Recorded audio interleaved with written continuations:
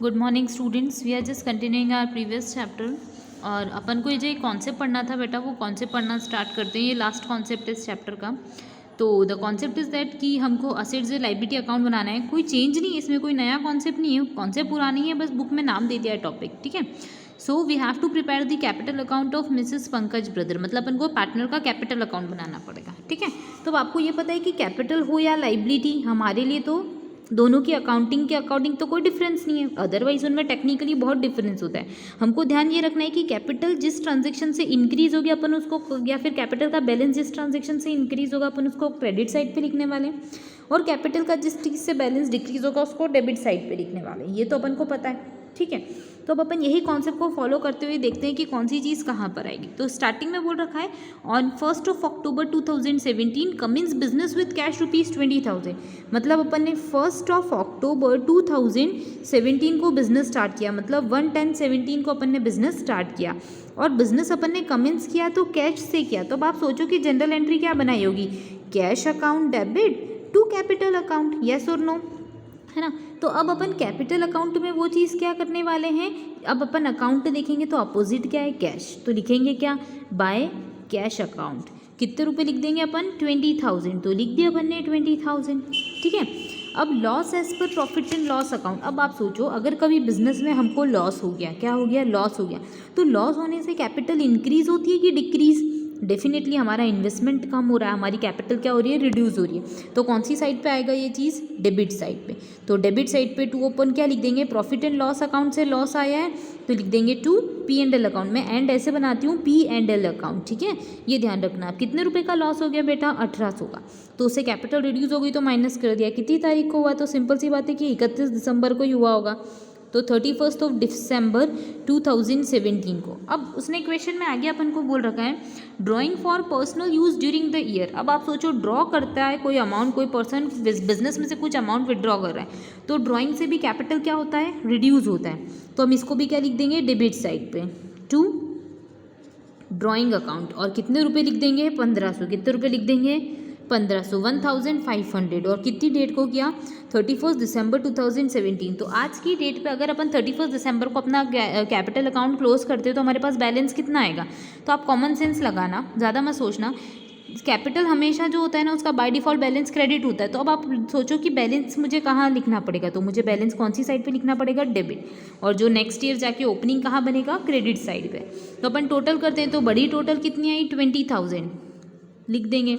ये टोटल यहाँ पे भी लिख दी, यहाँ पे भी साइमल्टेनियसली लिख दी, यहाँ पे अकाउंट क्लोज कर देंगे। इसको टोटलिंग बोलते हैं, कास्टिंग बोलते हैं। अब अपन निकालते हैं बैलेंसिंग। तो देखो 1800 और 1500 दोनों को प्लस किया, तो प्लस करा तो अपने पास कितने रुपए आ गए, 3300। कितने आ गए, 3300। तो अब आप माइनस कर दो। अब कॉमन सेंस लगाओ, 300 जब अपन 20,000 में से 3300 माइनस करेंगे तो डायरेक्ट 20,000 में से पहले 3000 माइनस कर दो, तो अपने पास आ जाते हैं कितने, 17,000। अब 17,000 में बचा हुआ 300 रुपये माइनस कर दो। थोड़ा सा अपना कैलकुलेशन एक और बढ़ा के रखना। एक इंपॉर्टेंट काम जो आपको करना है वो अपनी कैलकुलेशन पे करना है।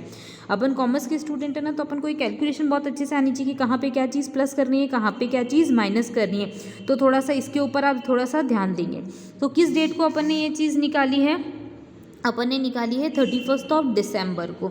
31 दिसंबर 2017 को हमारा ये बैलेंस आता है। तो जब अपन ओपनिंग बैलेंस बनाएंगे यानी कि 1 जनवरी 2018 को, तो उस डेट पे अपन क्या लिख देंगे, बाय बैलेंस ब्रॉट डाउन। कितने रुपए ब्रॉट डाउन करेंगे अपन, अब ईयर की ओपनिंग हुई है, सॉरी ईयर की स्टार्टिंग हुई है, तो अपना बैलेंस होगा 16,700। That's it. ये हमारा क्वेश्चन जो होता है वो कंप्लीट हो गया, ठीक है। तो इस तरीके से आप कैपिटल अकाउंट बनाना भी फाइनली सीख गए। अब अपन एक लास्ट क्वेश्चन और कर लेते हैं। वैसे इस टॉपिक से रिलेटेड सिर्फ 2 ही क्वेश्चन है, पर दोनों क्वेश्चन में कुछ नया कॉन्सेप्ट था, इसलिए दोनों क्वेश्चंस आपको करवा रही हूँ मैं। तो अब अपन आगे का एक क्वेश्चन देख लेते हैं, क्वेश्चन नंबर 24। इसमें कुछ नया कॉन्सेप्ट है एक, पर उसके पहले मैं आपको कॉन्सेप्ट पढ़ाती हूँ। तो बेटा कॉन्सेप्ट बोलता है डेप्रीसिएशन का। मैंने आपको पहले भी बताया था एक बार कि डेप्रीसिएशन मीन्स क्या होता है, reduction in value of your assets. आपके असेट्स की अगर वैल्यू रिड्यूस होती है तो उसको क्या बोलते हैं, डेप्रीसिएशन। जस्ट अज्यूम क्या होता है कि हम किसी असेट्स को परचेस करते हैं, तो ज़रूरी थोड़ा है कि उसको जब अपन फर्दर रीसेल करें कुछ 2-3 साल के बाद कभी भी, तो हमको वही वैल्यू मिल जाए, ऐसा पॉसिबल नहीं है, क्योंकि हमने उस असेट्स को यूज़ करा है, हमने उसको फिजिकली भी यूज़ करा है, ठीक है, हवा पानी लगता है तो भी चीज़ की वैल्यू डिक्रीज होती है, मतलब उसके ऊपर कोई चेंजेस आते हैं, ठीक है। और टाइम भी पास होता है तो उसके अकॉर्डिंग उसके अंदर चेंजेस आते हैं, तो ये चेंजेस को अपन क्या बोलते हैं, जिस चेंजेस के कारण उस असेट्स की वैल्यू रिड्यूस हो जाती है, and that particular reduction would be known as your depreciation. So we can easily say, अगर मैं डेफिनेशन बोलूँ तो depreciation is continuous reduction in a value of an assets due to its physical use, ठीक है, या फिर natural causes के कारण, नेचुरली वो चीज़ की प्रकृति ऐसी होती है कि वो यूज़ होने के कारण उसकी वैल्यू डिक्रीज हो जाती है। बट ये बोल सकते हैं अपन कि ये कंटिन्यू होता है, पासेज ऑफ टाइम के कारण होता है, ठीक है, समय चेंज हो रहा है, कोई चीज़ पुरानी होती जा रही है, ठीक है, ऑब्सोलेंस होता है इस कारण। जैसे जस्ट अज्यूम मैंने पेन परचेज किया, या मेरे पास ये पेन है, ठीक है, अभी ये पेन ऐसा है, ओके, यहाँ का पेन का वैसे मेरे पास अभी कैप नहीं दिख रहा, अगर पेन में अपन कैप वैप लगा देते तो वो पेन एकदम क्या हो जाता है, सही ये पेन ले लो इससे अच्छा, ठीक है, मैंने पेन ले लिया है ना। तो ये पेन जो है मेरे पास एक प्रॉपर तरीके का पेन है, बट क्या हुआ कि मेरे पास जब पेन आया था तो थोड़ा अलग था। अब मैंने इस पेन को यूज़ किया तो इसका थोड़ा सा ये पॉइंट टूट गया या कुछ भी रीज़न हुआ जिसके थ्रू इसके वैल्यू क्या हो जाएगी, रिड्यूस। मतलब आज अगर मैं इसको मार्केट में रीसेल करने की जाऊँ, ये बहुत छोटा एग्जाम्पल है बेटा, इसको ये मत सोचना कि हमारे लिए बहुत बड़ा एग्जाम्पल है, छोटा सा एग्जाम्पल है। हम इसको रीसेल करने जाएंगे तो क्या है, हमको उतने ही रुपये मिलेंगे जितने रुपये में पेन लिया था, नहीं, उससे थोड़े से कम मिलेंगे क्योंकि हमने उस चीज़ को यूज़ करा है, वो चीज़ घिस गई है ना।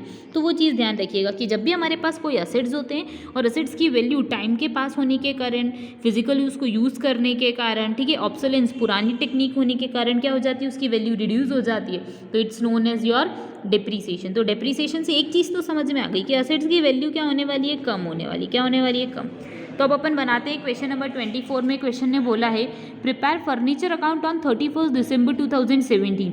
आपको 30 दिसंबर तक के लिए फर्नीचर अकाउंट बनाना है on the basis of following information. आपको इन्फॉर्मेशन दी, उन्होंने बोला है 1 जनवरी 2017 को the balance at the beginning of year was 10,000। तो बाय डिफॉल्ट वी नो कि असेट्स का बैलेंस हमेशा क्या होता है, डेबिट। तो अपन ये चीज़ समझ गए कि यहाँ ये चीज़ तो डेबिट साइड में आने वाली है, ठीक है। अब आगे की बात करते हैं। Purchase furniture for ₹20,000। हमने क्या करा, 20,000 का फर्नीचर परचेज कर लिया और 30 जून को हमने बेच भी दिया। बहुत सारी चीज़ें हो गई। तो अब स्टार्ट करते हैं क्वेश्चन की स्टार्टिंग से पहले मैं आपको अकाउंट बता देती हूँ, फर्नीचर अकाउंट का एक फॉर्मेट बना लेती हूँ। देखो पेन भी नहीं चल रहा है, वो पेन के ऊपर डेप्रीसिएशन लगने के साथ और न जाने क्या हवा भी लग गई। फर्नीचर अकाउंट, ठीक है, बट जोक्स अपार्ट अब पढ़ते हैं। फर्नीचर अकाउंट अपन को बनाना है तो फर्नीचर अकाउंट बनाते टाइम क्या लिख देते हैं अपन, डेट लिख देते हैं। देन वी हैव पर्टिकुलर, फिर लेजर बना रहे तो कौन सा फोलियो नंबर लिखेंगे, जनरल, देन अमाउंट, फिर उसके बाद लिखेंगे डेट, फिर लिखेंगे अपन पर्टिकुलर, फिर जनरल फोलियो और अमाउंट, ठीक है। ये चीज़ अपन ने लिख दिया। यहाँ छोटा सा अपन ने डेबिट लिख दिया, यहाँ पर छोटा सा अपन ने क्रेडिट लिख दिया। अब आपको ये ध्यान रखना है कि जब भी हमारा असेट्स बढ़ेगा हम कौन सी साइड पे लिखेंगे, डेबिट, और जब भी हमारा असेट्स कम होगा हम क्रेडिट साइड पे लिखेंगे। तो अब अपन एंट्री लिखते हैं। सबसे पहले क्वेश्चन ने बोला है balance at the beginning of the year. तो बाय डिफॉल्ट फर्नीचर अपने लिए क्या है, असेट्स है ही, असेट्स है ना। तो अपन इसका बाय डिफॉल्ट बैलेंस कौन सी साइड पे लिखेंगे, डेबिट साइड पे। यानी कि अपन यहाँ पे लिख देते हैं क्या, टू बैलेंस ब्रॉट डाउन। कितनी तारीख को लिखा अपन ने, 1 जनवरी 2017 को। तो कितने रुपए बैलेंस आया, 10,000। तो लिख देते हैं 10,000 रुपीज़, ओके। अब इसके बाद क्वेश्चन ने बोला है कि परचेज फर्नीचर ऑन 1 जनवरी 20,000, और 1 जनवरी को अपन ने वापस से फर्नीचर परचेज कर लिया। सेम डेट को अपन ने वापस से एक और फर्नीचर परचेज किया। तो अब कुछ नहीं बोल रखा, इट मीन्स कैश में परचेज किया होगा। तो जनरल एंट्री क्या हो जाएगी, furniture account debit to cash. मतलब आप यहाँ पे छोटी सी मैं आपको समझाने के लिए बना देती हूँ, फर्नीचर टू कैश, ऐसी एंट्री हो जाएगी। तो फर्नीचर अकाउंट में आप कौन सी साइड पे लिखोगे, यहाँ पे क्रेडिट है मतलब यहाँ डेबिट पे लिखोगे, तो टू कैश लिख दिया। कितने रुपए लिखे बेटा, फर्नीचर परचेज किया है 20,000 से, तो लिख दिए कितने रुपए, 20,000। क्लियर। अब इसके बाद उसने बोल रखा है 30 जून को आपने फर्नीचर बेच दिया, ठीक है। तो 30 जून को, तो यानी कि 36 2017 को बेच दिया। यानी कि यहाँ पे क्या लिख देंगे, बाय, बेचा है मतलब सिंपल सी बात है, कुछ नहीं बोल रखा है मतलब कैश में दिया होगा।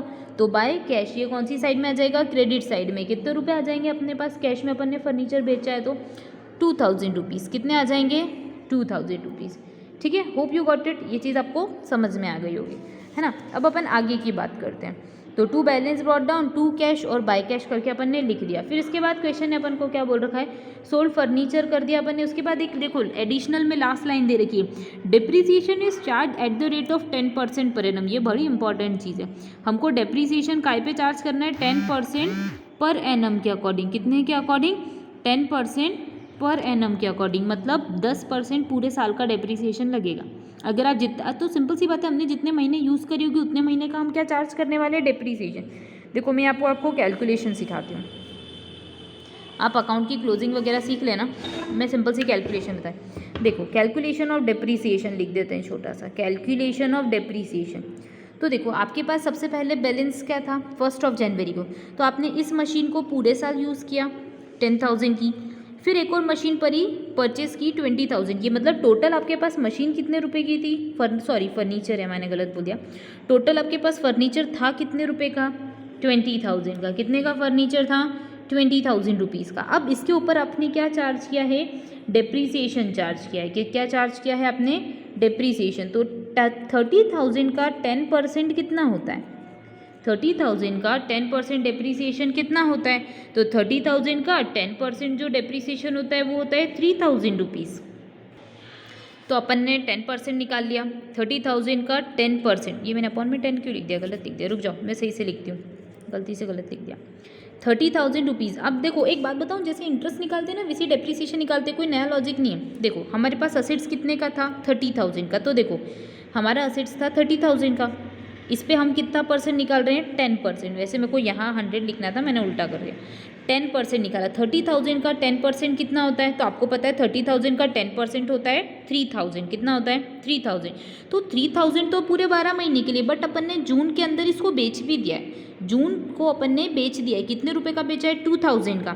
तो अपन एक सिंपल तरीका लेते हैं कि 30,000 को अपन ने कब तक यूज़ करा, टिल जून।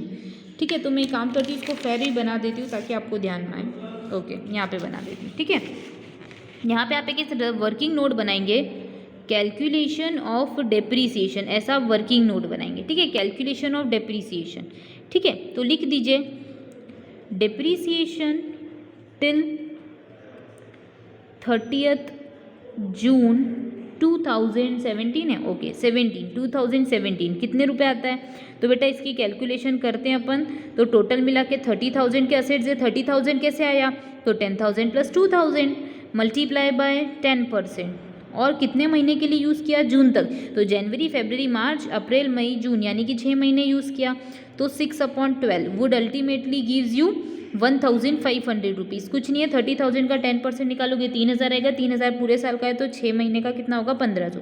ये अपन ने लिख दिया। फिर डेप्रीसिएशन आफ्टर 30th जून, मतलब 30 जून के बाद till after 30th June till, but before लिख लो इसको और समझ में आ जाएगा, बट बिफोर। ठीक है, बट बिफोर 31st दिसंबर, है ना।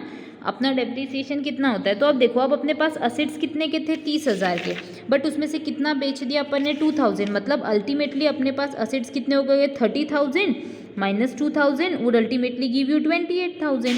तो 28,000 पे अपन कितना परसेंट लगाएंगे, 10% इंटू 6/12, यानी कि टोटल कितने रुपए आ जाते हैं, 1,400। सीधी सी बात है, 2800 का 10% निकाल दो 6 महीने के लिए, तो 1,400 आ जाएंगे।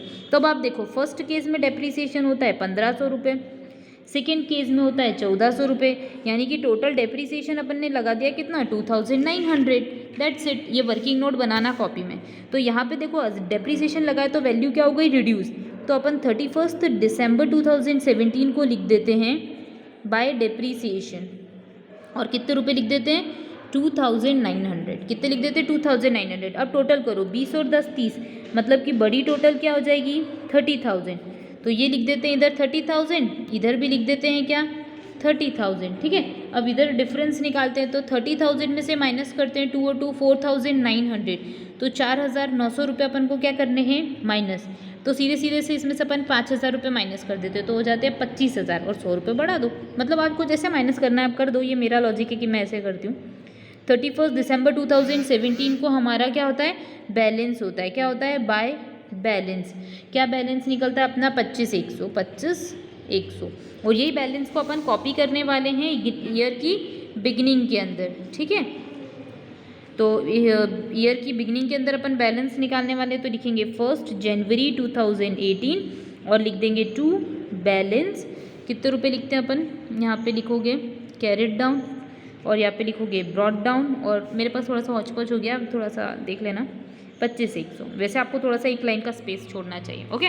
आई होप इसके साथ हमने ये चैप्टर भी कंप्लीट जो है वो कर लिया है। अब अपन जो सब्सिडरी वाला चैप्टर है वो स्टार्ट करेंगे नेक्स्ट चैप्टर, और उसके बाद अपन सब्सिडी के थ्रू कैसे जनरल बनाते हैं, सब्सिडी का कैसे इफेक्ट देते हैं जनरल में अपन, सॉरी लेजर में, अपन वो सीखेंगे नेक्स्ट वीडियो में।